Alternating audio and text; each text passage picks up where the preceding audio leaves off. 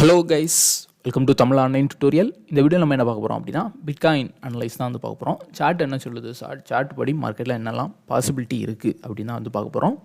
So overall பார்த்திங்கன்னா நம்ம வந்து ப்ரொபோசல் ட்ரேட்லாம் வந்து பண்ணும்போது லாங் ஷார்ட் இதெல்லாம் வந்து நிறைய பேர் வந்து ட்ரேட் பண்ணிகிட்டு இருப்பீங்க. ஸோ அவங்களுக்காக இந்த வீடியோ யூஸ் ஆகும். அது மட்டும் இல்லை, பிட்காயின் அனலைஸுங்கிறது எப்போவுமே வந்து ஒரு 2 or 3 days ஒருக்கா நம்ம வந்து சார்ட் அனலைஸ் பண்ணி வச்சுக்கணும். ரீசன் என்ன அப்படின்னா, ஸ்பாட் மார்க்கெட், அதாவது மற்ற காயின்ஸ், ஆல்ட் காயின்ஸ்லாம் வந்து அதை பேஸ் பண்ணி தான் மூவ் ஆகும். ஸோ ஒரு மார்க்கெட்டில் ஒரு பெரிய கிராஷ் ஆகும்போது என்ன நடக்கலாம் அப்படின்னு பார்த்தீங்கன்னா, ஒரு ஆல்ட்டு காயின்ஸ் நம்ம ஹோல்டு பண்ணி வச்சுருக்க ஆல்ட்டு காயின்ஸும் டவுன் ஆகும். பிட்காயின் டவுன் ஆச்சுன்னா, ஸோ அந்த லாஸ்லாம் வந்து அவாய்ட் பண்ணுறதுக்கு ஒரு சேஃபாக இருக்கிறதுக்காக நம்ம வந்து பிட்காயின் அனலைஸ் வந்து பண்ணுறோம். சரியா?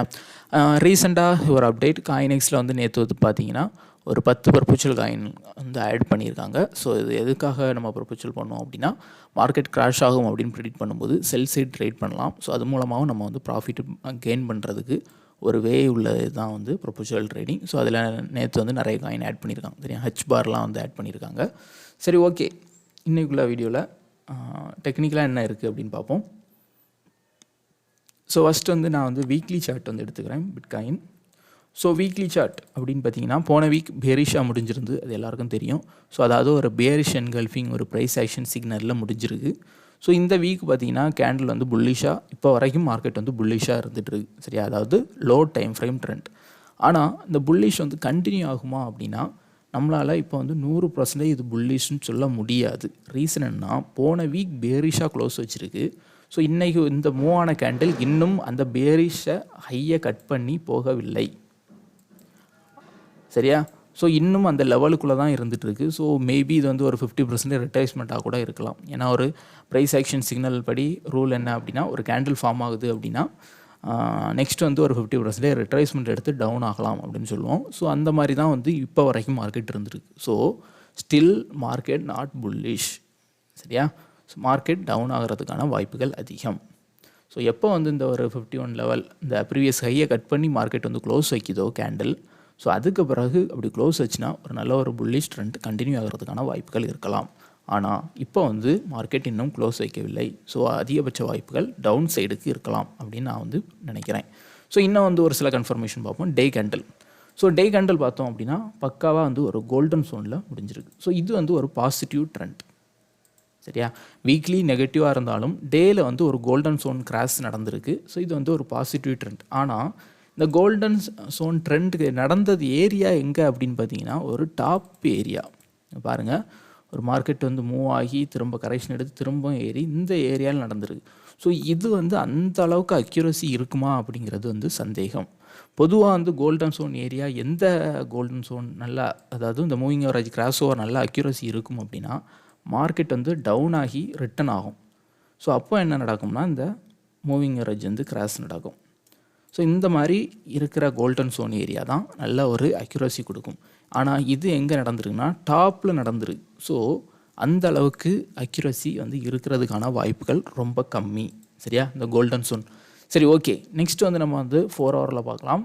4 ஹவரில் பார்த்தோம் அப்படின்னா கிளியராக நமக்கு தெரிஞ்சது என்ன அப்படின்னு பார்த்தீங்கன்னா, மார்க்கெட் வந்து அப் ஆயிருக்கு, டவுன் ஆயிருக்கு, அப் ஆயிருக்கு, டவுன் ஆயிருக்கு, அப் ஆயிருக்கு, டவுன் ஆயிருக்கு, ஸோ அப் ஆயிருக்கு. ஸோ இது என்ன அப்படின்னா, இது வந்து கிளியர் அப் ட்ரெண்ட். ஓகே. ஆனால் இந்த ஏரியா பாருங்கள், மார்க்கெட் வந்து இந்த ஸ்ட்ரக்சர் வந்து பிரேக் அவுட் பண்ணிடுச்சு. ஸோ டவுன் ட்ரெண்ட் பிரேக் ஆகிருக்கு. ஸோ அதே மாதிரி 4 ஹவரில் பார்த்தீங்கன்னா இன்னும் வந்து செல் ட்ரெண்டில் தான் மார்க்கெட் இருக்குது, கிராஸ் ஓவர். ஸோ இது நெகட்டிவ் சைன். அது மட்டும் இல்லாமல் இந்த ஸ்ட்ரக்சர் பிரேக் அவுட் ஆச்சுன்னா நெக்ஸ்ட் என்னது, டவுன் ஆகும், திரும்ப அப் ஆகும், திரும்ப டவுன் ஆகும். ஸோ இதுதான் வந்து ஸ்ட்ரக்சர். ஸோ கேண்டில் ஸ்ட்ரக்சர் படி பார்த்தீங்கன்னா கிளியராக மார்க்கெட் வந்து டவுன் சைடுக்கான பாசிபிலிட்டி இருக்குது. லுக் லைக் ஒரு ஹெட் அண்ட் ஷோல்டர் பேட்டர்ன் மாதிரியும் இருக்குது. ஸோ ஓவரால் வந்து இந்த வீக்கில் மார்க்கெட்டில் டவுன் ஆகிறதுக்கான வாய்ப்புகள் அதிகம். சரியா? மேபி ஒரு ஷார்ட்டாக ஒரு பம்பு மாதிரி நடந்து இதுக்கு மேலே உள்ள லிக்விடிட்டியை ஹன் பண்ணுவோம். எந்த ஏரியா, அரௌண்ட் 48,600. ஸோ அப்போ 49,50,000 வரைக்கும் கூட ஒரு ஷார்ட் டைமில் வேணால் போய் அந்த லிக்விடிட்டி ஹன் பண்ணிவிட்டு டவுன் ஆகலாம். டவுன் ஆகிறதுக்கான வாய்ப்புகள் இருக்குது. ஸோ இதான் கைஸ் நம்ம வந்து அனலைஸ் பண்ணபடி பார்த்தோம். 3 கேண்டில் டைம் ஃப்ரேம்லேயே மார்க்கெட் வந்து ஸ்டில் பியரிஷ். ஆல்ரெடி நான் சொன்ன மாதிரி புல்லிஷ் ஆகணும் அப்படின்னா இந்த ப்ரீவியஸ் இந்த ஹையை மார்க்கெட் வந்து இந்த பேரிஷ் என்கல்ஃபிங் கேண்டிலுக்கு மேலே இந்த வீக் கேண்டில் க்ளோஸ் வச்சா மட்டும்தான், அதாவது இன்னும் 2 நாள் இருக்குது. ஸோ அந்த க்ளோஸ் வச்சா மட்டும்தான் இந்த கேண்டிலை வந்து நம்ம ஃபேக் அவுட்டுன்னு எடுத்து மார்க்கெட் வந்து திரும்பவும் புல்லிஷ் போகும் அப்படின்னு வந்து சொல்ல முடியுமே தவிர இப்போ வரைக்கும் மார்க்கெட் வந்து பேரிஷில் தான் இருந்துகிட்ருக்கு.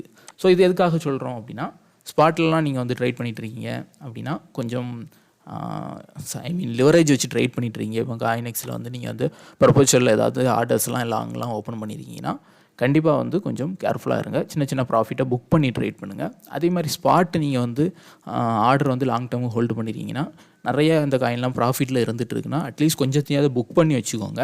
ரீசன் என்ன அப்படின்னா, ஒரு லாங் டேர்ம் ஹோல்டு ஒரு காயின் நீங்கள் வந்து ஹோல்டு பண்ணுறீங்க. ஃபார் எக்ஸாம்பிள் இதில் ஏதாவது ஒரு காயின் எடுத்துக்கோங்க. நியோ காயின் நீங்கள் வந்து லாங் டேர்மு ஹோல்டு பண்ணுறீங்கன்னு வச்சுக்கோங்க. ஸோ அப்போது அந்த காயினோட ப்ரைஸ் வந்து மார்க்கெட் வந்து நல்லா இருக்கும்போது, இப்போ ஃபுல்லாக மார்க்கெட் ஓரளவு ஆல்ட் காயின்ஸ் வந்து நல்லா தான் இருந்துகிட்டு இருக்குது.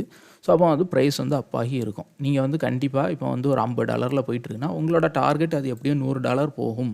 ஸோ அந்த டைம் தான் நான் செல் பண்ணுவேன் அப்படின்னு நீங்கள் வந்து இருப்பீங்க. ஓகே, ஆனால் என்ன பண்ணிக்கலாம் அப்படின்னா, மார்க்கெட் ஒரு கிராஷ் ஆகுமா அப்படிங்கிற ஒரு சிச்சுவேஷன், இப்போ ஒரு 50,000 போகும்போதெல்லாம் உங்களுக்கு வந்து ஒரு கிராஷ் ஆகும் சிச்சுவேஷன், மார்க்கெட்டில் ஒரு சென்டிமெண்ட் க்ரியேட் ஆகும்போது என்ன பண்ணிக்கலாம்னா, ப்ராஃபிட்டில் இருக்கிறதுல ஒரு 10-20% புக் பண்ணிக்கலாம். அதனால் தப்பு இல்லை. ஏன்னா நமக்கு அதனால் எந்த லாஸும் ஆக போகிறதில்லை. நம்ம நினச்ச மாதிரியே மார்க்கெட் கிராஷ் ஆச்சுன்னா என்ன நடக்கும் அப்படின்னா, ஆல்ட்டு காயின் இப்போ $50 போயிட்டு இருக்குது, அப்படியே டவுன் ஆகி $25 வந்துடும். ஸோ அப்போ என்ன நடக்கும், $25 வந்துடும். ஸோ அப்போ நீங்கள் என்ன நினைப்பீங்க, ஐயோ ஃபஸ்ட்டே எல்லாத்தையும் புக் பண்ணியிருக்கலாமே, இப்போ வந்து திரும்ப பை பண்ணுறது காசு இல்லையே அப்படின்னு நினைப்பீங்க. ஸோ அதுக்கு தான் நான் என்ன சொல்லுவேன் அப்படின்னா, எப்போவுமே லாங் டேர்ம் ஹோல்டு பண்ணுறீங்கன்னா ஒரு குறிப்பிட்ட அமௌண்ட்டை புக் பண்ணிடுங்க. நிறைய பேர் சொலோனா காயின் $200 போன பிறகும் புக் பண்ணாமலாம் பார்த்துக்கிட்டே இருந்தாங்க. ஸோ அப்படிலாம் வந்து இருக்காதீங்க. கிரிப்டோவை பொறுத்த வரைக்கும் புக் பண்ணி தான் ட்ரேட் பண்ணணுமே தவிர, அப்படியே ஹோல்டு பண்ணோம் அப்படின்னா உங்களுக்கு அந்த பணம் தேவையில்லை, எடுக்கவே தேவையில்லை, நான் மார்க்கெட்லேயே இல்லை, ஸோ அப்படி கண்ணை மூடிட்டு ஹோல்டு பண்ணுறேன். ஸோ அப்படிப்பட்டவங்களுக்கு செட் ஆகுமே தவிர, நீங்கள் மார்க்கெட்டில் இருக்கீங்க, டெய்லி ட்ரேட் பண்ணணும்னு நினைக்கிறீங்க, அதே மாதிரி வேறு காயினில் இன்வெஸ்ட் பண்ணணும்னு நினைக்கிறீங்க, அப்படிப்பட்டவங்களுக்கு அப்படி லாங்காக அப்படியே வச்சுட்டு இருக்கிறது வந்து சரியான வேயாக இருக்காது. ஸோ அப்போ என்ன பண்ணிக்கலாம் அப்படின்னா, மார்க்கெட் ஒரு இடத்துல டவுன் ஆகும்னு தோணும்போது ப்ராஃபிட்டில் நல்லா ஞாபகம் வச்சுக்கோங்க, ப்ராஃபிட்டில் ஒரு 20% புக் பண்ணிக்கோங்க. நெக்ஸ்ட் கிராஷ் ஆச்சுன்னா அந்த 20% திரும்ப வந்து பாட்டமில் இன்வெஸ்ட் பண்ணுங்கள். ஸோ இதனால் என்ன நடக்கும் அப்படின்னு பார்த்தீங்கன்னா, நார்மலாக நீங்கள் வந்து ஹோல்டு பண்ணியிருக்க காயின் 50 காயின் அப்படின்னா, திரும்ப நீங்கள் வந்து கொஞ்சத்தை செல் பண்ணி பைபேக்கில் வந்து பண்ணும்போது அதோட குவான்டிட்டி வந்து 60-70ன்னு போயிடும்.